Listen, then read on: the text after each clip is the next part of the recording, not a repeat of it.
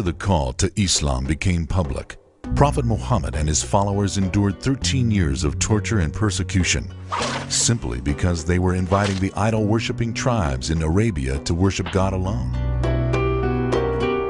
The perseverance and passive resistance displayed by the Muslims showed a great level of self-control and inner strength. It was not only the weak companions and slaves who were subject to attacks at the hands of the Meccans. Also, companions of Prophet Muhammad from upper classes were not spared from one form of persecution or another, like Abu Bakr, who nearly died when he was beaten badly one day. It is worthy mentioning that the very first martyr in Islam was not a man at all, but a woman, Lady Sumayya, who was jabbed with a spear by Abu Jahl, one of the leaders of Quraysh, which proves that even women were not spared from persecution and killing.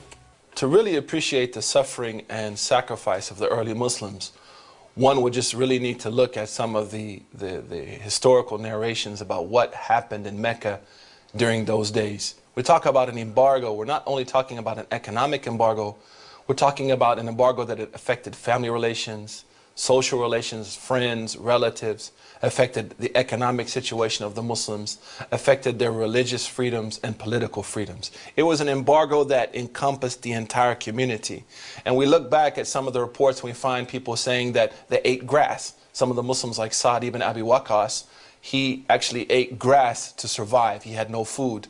We read the reports about children who were crying and screaming who had no food. And Muslims would go to their brothers' markets, fellow non-Muslims, and be refused to be sold food, even though the food was right there in front of them. So this was not only an economic embargo, but also a spiritual embargo, a social embargo, and most importantly, a mental embargo, which was designed to shake the Muslim community from their faith.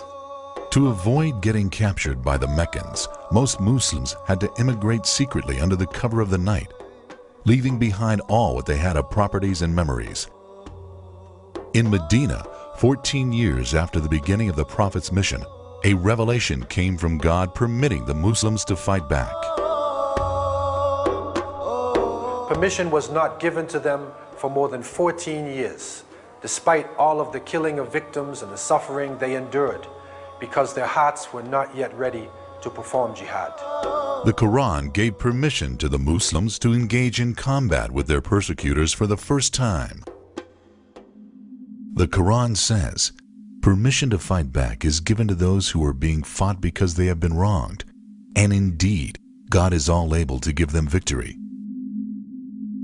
This verse is clear in defining combative jihad. This combative jihad is in response to aggression and oppression and seeks to establish justice, which is a supreme goal, not only in Islamic teachings, but in every civilization. Establishing justice is a supreme goal. If you lose your homeland, well, Islam is encouraging Muslims to fight back and regain their freedom. A lot of discussions and a lot of differences over why Muslims fight, what justifies a Muslim to carry arms against others. As a convert to Islam, definitely that was a question that I had. And in recent years, due to the events that we've seen all over the world and the tragedies and the killing of the innocents, I really had to do some soul searching.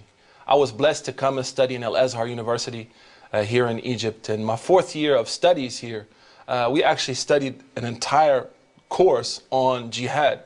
And in that book, it clearly states that the reason why Muslims fight is not because they're fighting people who don't believe in Islam, but that Muslims can fight even Muslims if there is a situation where injustice is being perpetrated against them. So the main reason for fighting in Islam, according to that text, which was written by a number of scholars, as well as the majority of classical Muslim jurists, is to repel injustice. Muslim scholars throughout history explain the rulings of combative jihad, depending on the two primary sources of Islamic legislation, the Quran and the Sunnah. The teachings of Prophet Muhammad mainly focused on two things. When it is allowed to go for combat, and if you go for combat, the do's and don'ts in combat. According to the Quran, especially in chapter 22, in verses 39 to 40, One ground for jihad is to protect places of worship, such as monasteries, synagogues, churches, and mosques. The Quran says, "For had God not decreed to repel some people by means of others, demolition would certainly have come to many monasteries, churches, synagogues, and mosques, in which the name of God is much mentioned in praise." Another reason for jihad is failure to establish justice through peaceful means. Combative jihad is allowed only if the establishment or restoration of justice through peaceful means has failed. The Quran says, "Yet if they incline to peace, then you should also incline to it." This is one of the main rulings in Islam, that Muslims cannot perform combative jihad if their enemy wants peace. And of course, peace doesn't mean just ceasefire. Peace means ceasefire, we are returning back your rights. So that was crystal clear in the Quran and in the Sunnah of Prophet Muhammad, peace be upon him, that Muslims should try to establish justice through all possible peaceful means. And if this happens, then Allah is opening no way for them to fight. The Quran says, "Therefore, if they withdraw from you and fight not against you and offer you peace, then Allah accords you no lawful way to fight against them." Peace always comes as the first option in Islam. One of the chapters of the Quran is called Al-Fath in Arabic, which means the manifest victory. And it starts like that. Surely we have granted you a manifest victory. And guess what? This victory was not in any battle. This victory was a peace treaty called Al-Hudaybiyah Peace Treaty. So what do you think about a book that calls a peace treaty a manifest victory? Is this book promoting peace or war? Amongst the Prophet's teachings was the direction not to crave conflict. He said, "O people, do not look forward to meeting your enemies in battle and ask Allah to spare you from war. But if you meet them in battle, then stand firm."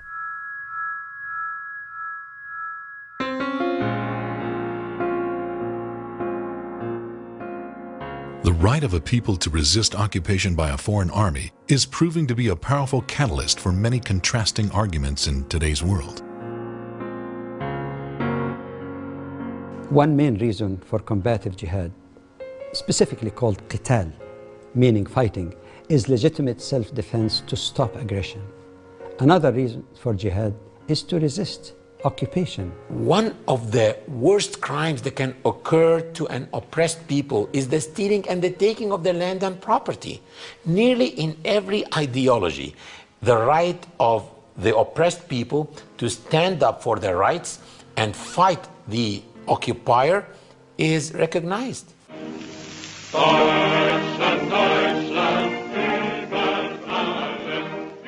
Islam encourages Muslims to resist occupation, which is in fact considered to be a form of enslavement. This is clearly unacceptable and humiliating for the occupied people.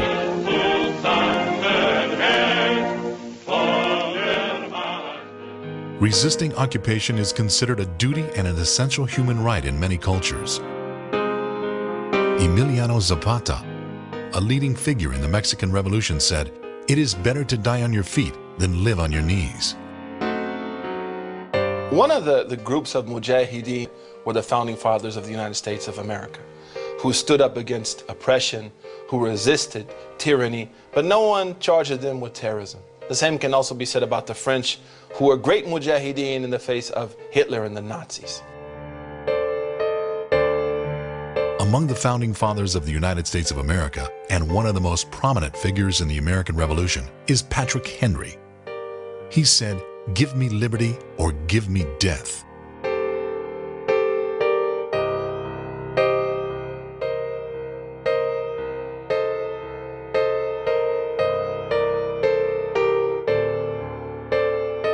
No one can blame the founding fathers of the United States of America in fighting and resisting for the sake of freedom. Also, no one can blame the French for resisting and fighting the Nazis. It's common sense.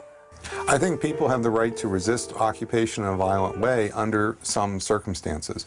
I think those circumstances held in the case of the American Revolution and created what became the United States. I think that the circumstances are where the foreign government, the foreign occupier, are abusing the population, and where there's a fairly broad consensus among the local population and the leaders of the local population that that is in fact occurring.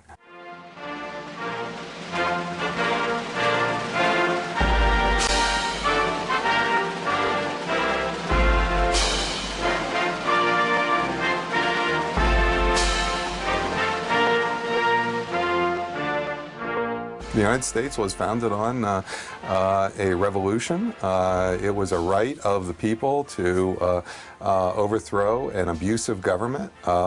This was something that was enshrined in our Declaration of Independence. This is what the Declaration is all about.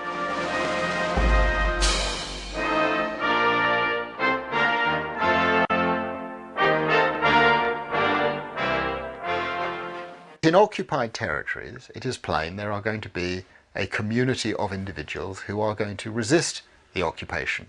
Whether you talk about occupation during the Second World War or occupation in more recent times, there are going to be circumstances in which a great number of people are going to consider that some form of resistance is lawful and legitimate and justified.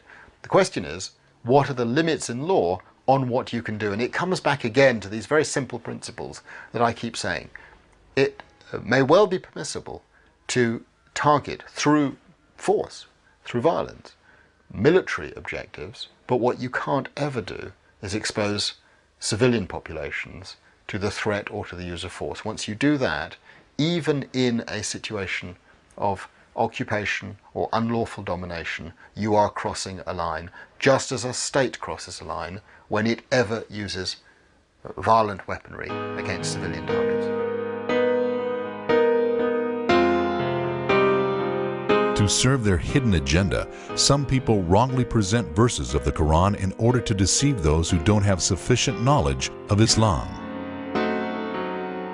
Take, for example, some people say, how come Muslims are having in their book, fight in the cause of Allah? They should have love in the cause of Allah like other religions.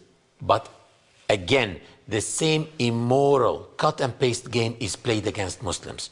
The verse actually says, fight in the cause of Allah, those who fight against you. But they don't continue the verse, and they take the words out of context, playing this game always against us. The Quran says, and fight in the cause of God those who fight against you, but begin not hostilities. Indeed, God does not love those who commit aggression. A major problem within the Muslim community as well as outside of it is what I call drive-through jurists or cut-and-paste jurists. Those people, whether they're Muslims or not, who take, splice up verses, edit them, add a little TiVo, or maybe even give it a little, a cut and paste job here and there, and present verses and statements of the Prophet, peace be upon him, either which are not complete or out of context, using those verses and using those statements of the Prophet to justify egregious actions. Some people say, how come Muslims are having in their book, kill them wherever you find them? As if the Quran is only encouraging Muslims to kill non-Muslims. As if Muslims should walk with 2 machine guns to kill non-Muslims wherever they find them. But they are playing the same immoral cut and paste game. If you read the verse as a whole, it says, kill them wherever you find them and drive them out from where they drove you out.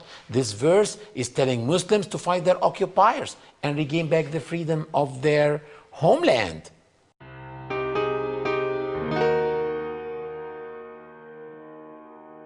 One of the clearest proofs that combative jihad is only to establish justice is that it is allowed for Muslims to launch jihad against Muslims too, if they are the transgressing party.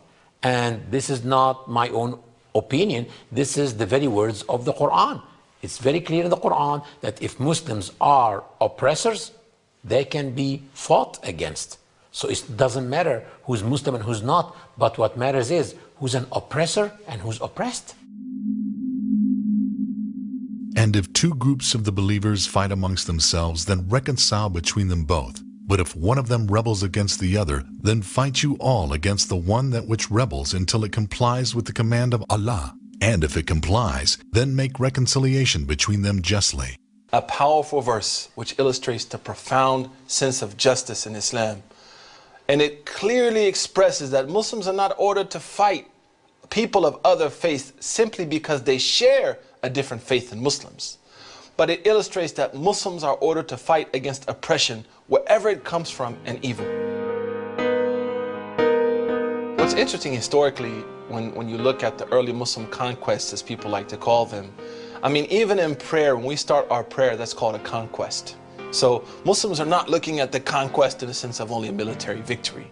But when they entered those countries, people greeted them and welcomed them. They did not rise up against them. In fact, some of them even sent letters to the Muslim leader saying, come invade the country, we'll help you and help us to relieve this yoke of oppression from our necks. So it's very rare to find that there was a wide resistance against the occupying armies of the Muslims.